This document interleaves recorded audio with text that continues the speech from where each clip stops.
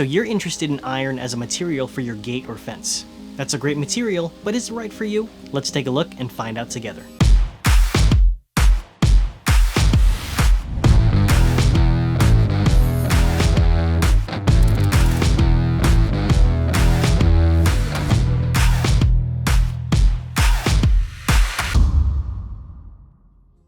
Hey, I'm Jordan Martin with Mulholland Brand, experts in gates, fences, railing, and pergolas for over 25 years. With over 2 decades of experience in the industry, we worked with almost every type of material for gates and fences. However, one material that we're especially experienced in is iron. If you take a look around your neighborhood for gates and fences, it primarily comes down to wood and iron. Iron is very well known for its beauty and strength, but is it right for you? When we sit down with our customers, one of our main goals is to educate them on all of the aspects of the material they're looking at. Today, we're going to take a look at iron and everything that you should know if you're seriously considering this material for your gate or fence. We're specifically going to cover wrought iron versus cast iron, black iron versus galvanized iron, pre-galvanization versus hot dipping, outgassing, paint versus powder coat, and is iron right for you? By the end of this video, you'll know whether or not iron is the right choice for you, your home, and your family. Let's dive right in. There is a big difference between cast iron and wrought iron.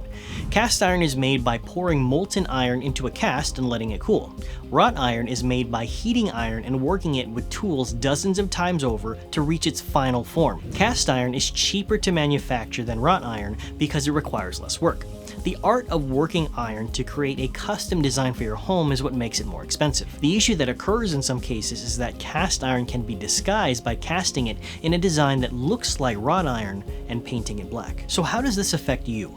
Cast iron is more brittle and less malleable than wrought iron. If gate and fence strength is important to you, wrought iron is your best choice. However, if you're looking for a simple, inexpensive design that doesn't maximize strength, cast iron may be for you. Your standard, inexpensive iron gate or fence will be made from black iron. We already know it rusts easily, but you also have the option of galvanizing it to become more corrosion resistant. In short, the process of galvanizing iron is essentially coating the iron in a layer of zinc because zinc has better corrosion resistance properties. Now, although this process is great, galvanizing isn't perfect. It's simply a coating.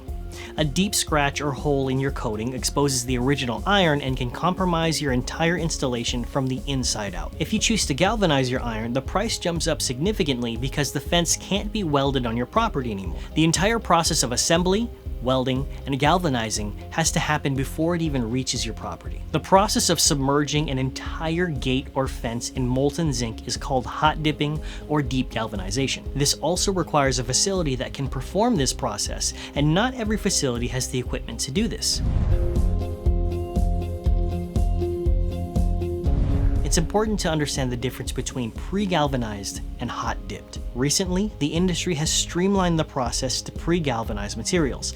Cheap pre-galvanized iron is being manufactured in places like China and shipped to fabricators in the United States. This allows more companies to claim that their iron is galvanized. But the challenge with this process is that there are currently no standards to regulate the thickness of the zinc layer. With no standardization of the thickness of this layer, even a layer that's less than a millimeter still qualifies as galvanized. Now, this isn't to say that all contractors working with iron are purposely misleading their customers, because they may not even know what they're getting. Most homeowners don't know the difference between pre-galvanized and hot dipped. They just assume that it's the better kind. So it's important to be wary of pre-galvanized materials, since the process of drilling holes and welding leaves vulnerable points in your gate or fence, which severely compromises the integrity of the whole installation. Another important consideration when it comes to galvanizing is a process called outgassing. This is the process of zinc releasing gases after the galvanization process. So why is this important? First of all, outgassing contributes to the greenhouse effect, so it's not good for the environment.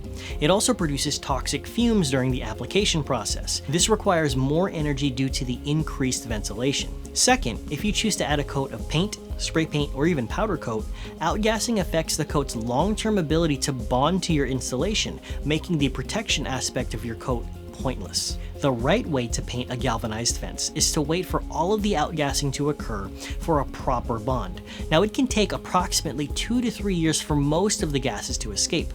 This can work in situations where aesthetics aren't an issue, allowing the raw material to outgas since it doesn't need to be coated. However, if you're not comfortable having a dull silver-colored fence on your property for a few years before it's painted to do it properly, you'll want to consider a different option. The color of your iron gate or fence is limited only by your imagination. However, the material used to coat your gate is another story. The most inexpensive coating is going to be a single coat of standard acrylic paint or spray paint. The issue with these is that they fade and deteriorate over time, exposing the original iron to the elements. The better option to coating your installation is powder coat.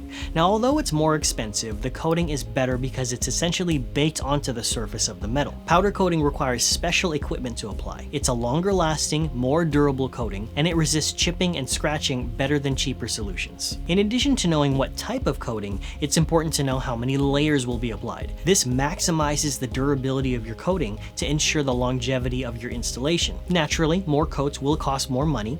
However, it all comes down to how long you want your installation to last and your budget. So in the end, iron can be an effective, short-term, inexpensive solution for a gate or fence. However, if you're looking for the best value in providing safety, privacy, and aesthetics to your property, it may end up costing you a lot more than you expected. So this just about sums up everything you need to know if you're considering iron as a material for your gate or fence. Regardless of whether you choose to work with us or not, our main goal is to make sure that you're making the right decision about your gate or fence project. Feel free to reach out to us about any gate, fence, railing, or pergola questions that you may have.